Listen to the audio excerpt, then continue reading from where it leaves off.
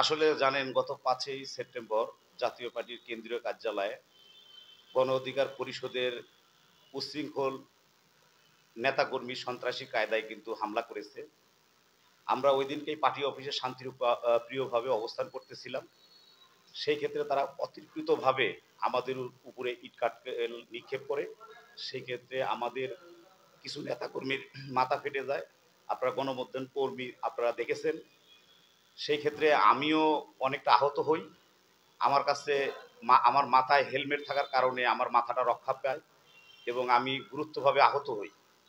সেই ক্ষেত্রে যদি গণ অধিকার পরিষদ মিথ্যা আমাদের যদি বিরুদ্ধে নেতাকর্মীর এবং দলের চেয়ারম্যানের বিরুদ্ধে মামলা দায়ের করতে পারে, তাদের কোনো লোকজন ইনজুরি হয়নি এবং আমাদের জাতীয় পার্টির কোনো নেতাকর্মীও তাদের আক্রমণ করেনি।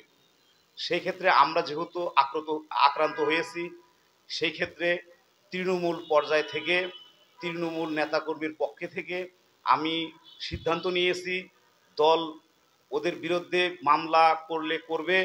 আমার পক্ষ থেকে যেহেতু আমি নিজে ব্যক্তিগতভাবে আক্রান্ত হয়েছি এবং ইনজুরি হয়েছি, সেই ক্ষেত্রে আমি মামলা করার সিদ্ধান্ত নিয়েছি। আমি আজকে মহাসচিবের কাছে এসেছিলাম, অনেক ব্যস্ততার কারণে তার সাথে দেখা করতে পারিনি। আমি দলের কয়েকজন ব্যক্তির সাথে আলোচনা করতেছি। মহাসচিব এবং আমাদের সিনিয়র নেতৃবৃন্দ অনুমতি দিলেই আমি হয়তোবা রমনা থানাতে আগামীতে মামলার প্রস্তুতি গ্রহণ করব এবং নুরু রাশেদকে প্রধান করে অজ্ঞাতনামা ৫০০ জনের বিরুদ্ধে মামলা করার আমি অলরেডি আইনজীবীর সাথে আলোচনা করেছি। আমি অলরেডি প্রস্তুতি হয়েছি। আমি দলের সিদ্ধান্ত পেলে আমি ওনাদের বিরুদ্ধে মামলা করবো ইনশাল্লাহ।